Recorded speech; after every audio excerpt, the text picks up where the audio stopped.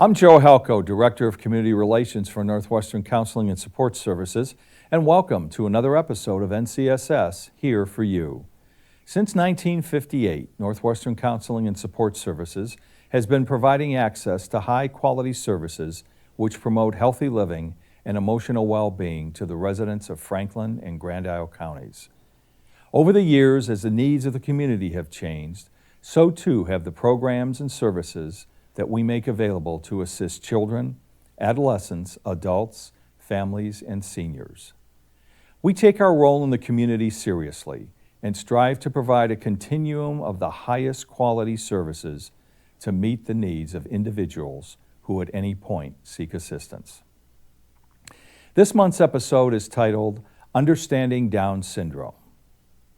The month of October is Down Syndrome Awareness Month. Down syndrome is the most commonly occurring chromosomal condition and occurs in approximately 1 out of every 691 births in people of all races and economic levels. The addition of a third copy of the 21st chromosome alters the course of development, resulting in all people with Down syndrome experiencing cognitive delays. Today, we'll learn more about Down syndrome, positive strategies for families, what are the child's most important resource and support services, plus we'll get a glimpse of this year's Buddy Walk and more. Now, before I introduce this month's guest, what I'd like to do is take us to the Buddy Walk that was held this past Sunday and hear from one of our community members who talked a bit about Down syndrome and the services that are available. My name is Anita Gignac, and I'm here with my son Bill at the Buddy Walk. And I just wanted to say a quick word about the difference between now, after many years of having organizations and people participating in things like the Down Syndrome Buddy Walk. It's made a huge difference in Bill's life. Right, Bud? Yeah. Yeah. Long time ago, when he was a little boy, maybe sitting at the beach, wanting to play with other kids, there would actually be parents walking over and picking up their kids and making them walk away, would not let them play with Bill. Bill was always a very positive guy, so he'd be okay. It was very fun. But nowadays, you see people walking to Bill and saying, "Hey, how you doing?" And it doesn't matter if they know him or not. They're friendly, they're happy, and he's still happy. Yeah, I am. Very much. So because of things like the Buddy Walk, I think it's made a big difference for a lot of people in understanding and accepting people with Down syndrome. To discuss the topic of Down syndrome in greater detail, I'm pleased to introduce this month's guest, Elaine Carpenter, who is a parent. I'd like to welcome you to the program, Elaine, and really appreciate you being here this morning. Thank you, Joe. And I know that, as a parent of a child that has Down syndrome, you'll be able to really provide the audience with a firsthand, look inside what the world is like when dealing with someone and the joys that that individual brings. So let's start by, what are the changing dynamics within a family when you're caring for a child with Down syndrome? Well, the dynamics do change because there are some unique challenges, of course, raising a child with Down syndrome. And it would be very similar to if you had a child with very significant medical needs, or it doesn't necessarily have to be Down syndrome. It's just an extra level of care. And children with Down syndrome, of course, do have a cognitive delay. And the only two characteristics that all children with Down syndrome share are lower muscle tone and the shape of their eyes. So you can have a child, it's a whole spectrum of characteristics. So you might have a child with Down syndrome who has just those two physical characteristics and a cognitive delay, and then your child may have much more significant delays. So it really, the dynamics depend on what the needs of your child are, because the needs of your child are going to drive the services that you need and the support that you need as a family. So that's almost like, what you're saying is that when someone says, and my child is diagnosed with Down syndrome, somebody cannot think that, okay, now every single child is exactly the same as to Correct. what their needs are going to be. Because Correct. as you say, there's a whole spectrum of to what degree There is. yeah. Yeah. And one of the, when Ian was an infant, one of his early care providers, a pediatrician, said to us, you know, he's going to have a lot more in common with typically developing children. He's going to have more characteristics that are typical than are different. And that really is true. So. Now, what are some of the strategies that families can use to enhance the life of the individual that's diagnosed with Down syndrome? Really important strategies would be you need to have a very supportive group of providers to help you. A pediatrician that you know and trust and that perhaps has some experience working with children and families who are dealing with Down syndrome. As far as the educational system goes, you need to make sure that you have great teachers, and Vermont is a leader in including children with disabilities in the classroom with typically developing children. That's very important for children who have Down syndrome because their strongest learning modality is visual memory. So when you're teaching them a skill, whether it be a social skill, or how to interact with others, or a writing skill, they need to see it. They need to see people doing it so that then they can practice it. Their auditory memory is not as strong. So having your child at an early age with typically developing children is really positive. And those children are going to provide the modeling for their learning. Now, next what I'd like to do is talk about some of the services that are available, but before we engage in conversation, I think it might be interesting for the audience to hear and see what a couple of individuals had to say at the Buddy Walk on Sunday. So I'd like to first have commentary from Heather Wilson and Pad Smith on various programming aspects, and then we'll come back and take the discussion further. Hi, my name is Heather Wilson. I'm here at the Buddy Walk in St. Albans. I work for Northwestern Counseling and Support Services with the Parent-Child Center. We're happy here to host the Buddy Walk this year. It's a fundraiser for the National Down Syndrome Society. Down syndrome is something that impacts many individuals in our community. It's really great to see all the families that are here. At NCSS, we actually connect families to a lot of services, particularly early on, sometimes as early as pregnancy or shortly after delivery. Many of our referrals come from healthcare providers, OBGYN, pediatricians, and other individuals, including medical social workers. You can have services start as early as infancy, and then they will grow with you. At NCSS, we can have services that take you through the early childhood years right up until the entry of school. Well, hello, I'm Pad Smith. I'm a team leader for the Program for Adaptive and Expressive Arts here at NCSS. And of course, we're at the Buddy Walk today, an annual event that we do for the Down syndrome. And I'd like to tell you a little bit about some of the programs that our team offers. At this table, we have the sensory program. And as you can see, we have a lot of tactile items and so on. We offer sensory experience for people of all ages, and we try to address especially people who have sensory deprivation issues, which some folks with Down syndrome experience.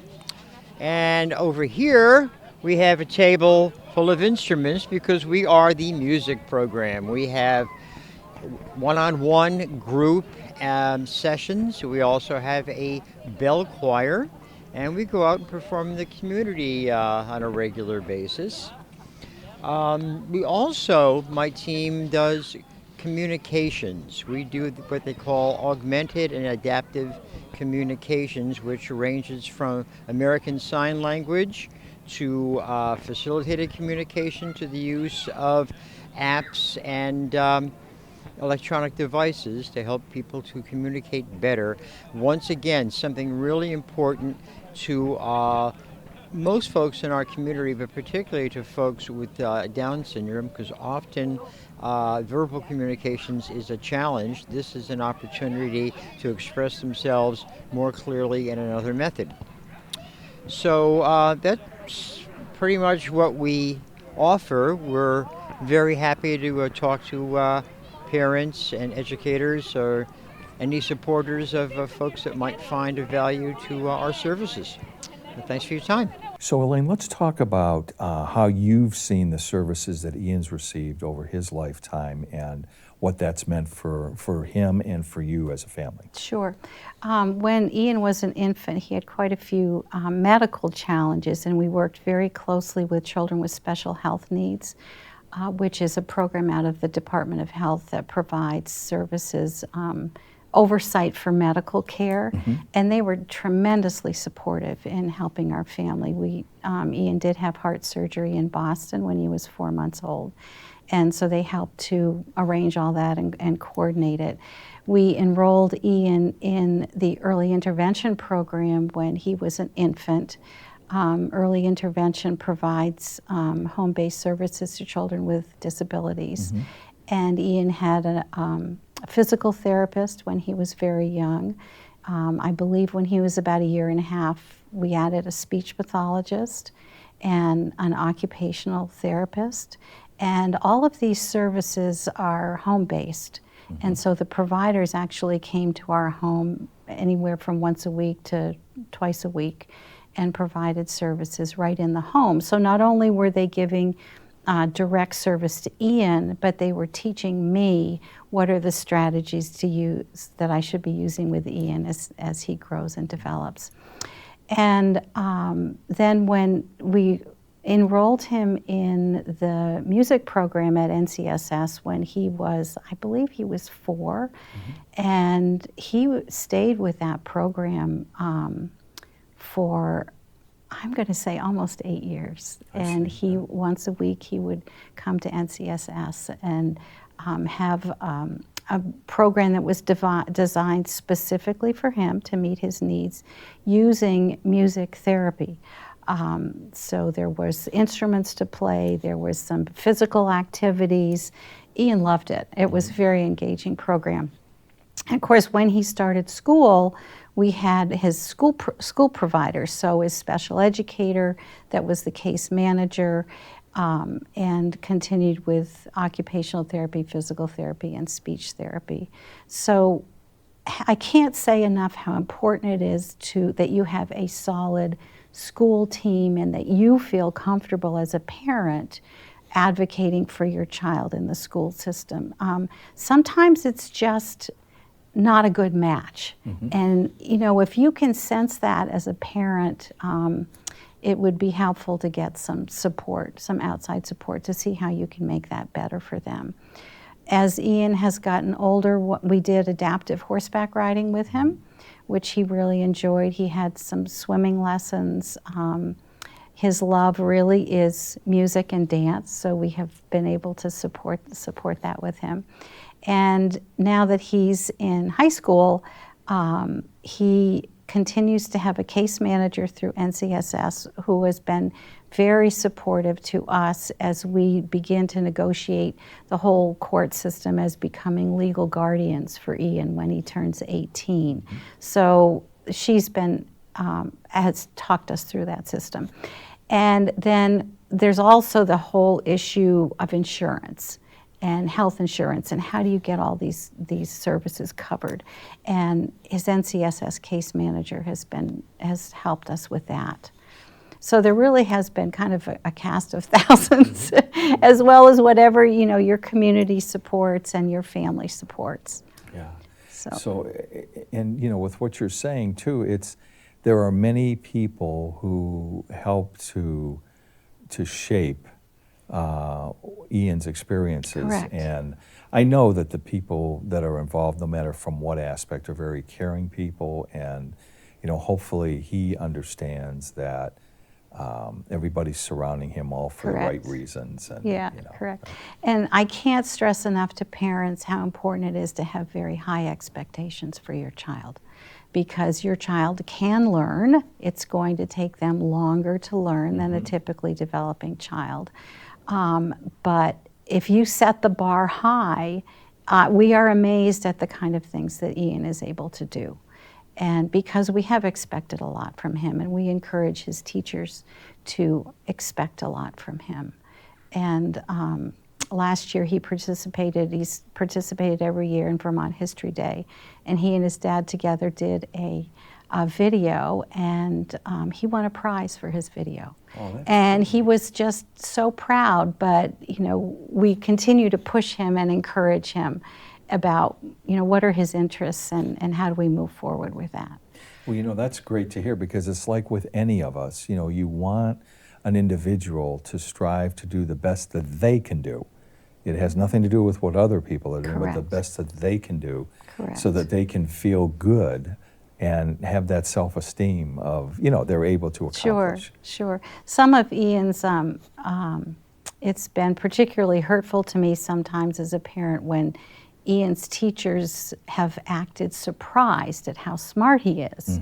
Because you see a child with Down syndrome or a person with Down syndrome that has an obvious cognitive disability, and you maybe don't expect much from them or think that they're going to, that you might be able to talk with them or have a conversation. And so when his teacher says to me, she goes, wow, Ian's really smart. Ian has a phenomenal memory. I mean, Greg and I often will ask him something because neither of us can remember, and he's really good with names and places. So having high expectations as a parent is really important, and making sure that the providers that you're working for are setting that bar high and not expecting less. Now, let's talk about the importance of siblings in the development of a child who has Down syndrome. Well, I have talked about how important modeling is for developmental skills. So if the child has siblings, that's a great model, because your child is going to be watching them and trying to imitate what they're doing. Ian's siblings are older. So, and they've been just tremendously supportive of him and his growing up, and he loved to spend time with them. And so siblings are great, but if you don't have siblings the same age, that's not a big deal either, because your child is going to have same age people in his or her classroom at school. Yeah, so true. Yes. So true. Yeah. Now, what about additional needs that parents face when they have a child with Down syndrome? I think for a lot of families, just the emotional need of being able to accept that you have a child that's different. And I found personally it very helpful to meet and get together with other families who also have children with disabilities, because you share a lot of common experiences. Financial need can be huge for some families in the services that are needed, but if you have a good case manager or a financial advisor through Children with Special Health Needs, they can guide the family in accessing services. Vermont is a tremendously supportive state for children with disabilities. And I know at one time my husband and I were thinking that we might move out of state, and when I started looking at services in other states, I realized that Ian would lose a lot of services if we were to leave the state of Vermont. So we actually have families, who come to Vermont because Vermont does a really good job of caring for children. That's so true. Yeah.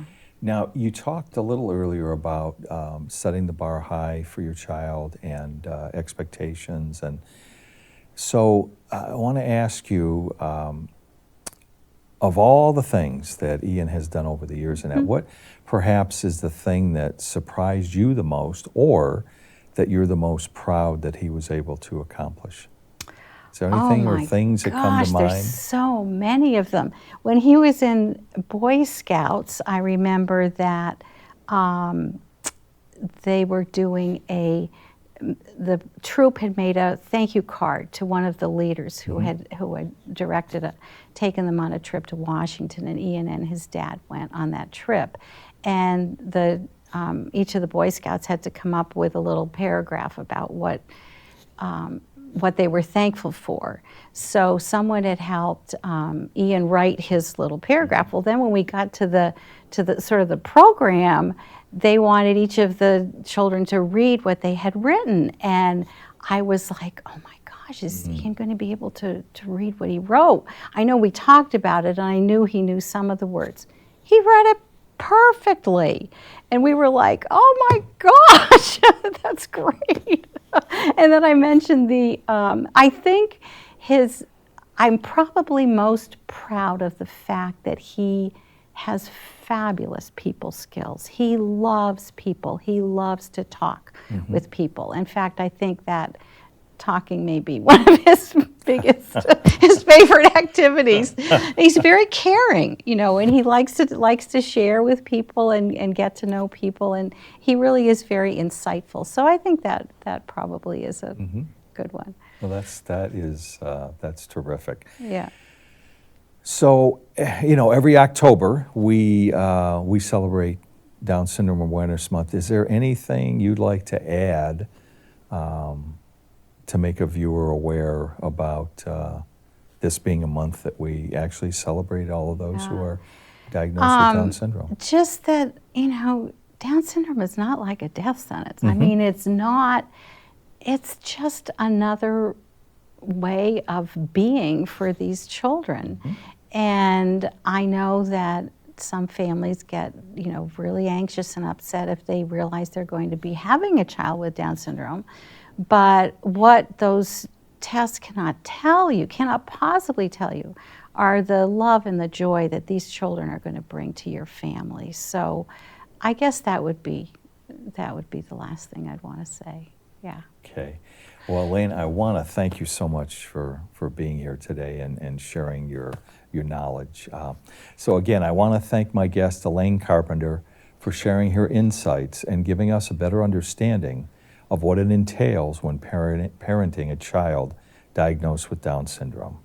I also want to thank you, the viewer, for spending time with us again this month. You can learn more about NCSS programs and services by visiting ncssinc.org. I'm Joe Halko, and I'll be back next month with another episode of NCSS Here for You. And now, we'll close the show with some of the sights and sounds from this year's Buddy Walk, which was organized by NCSS. I'll see you next month.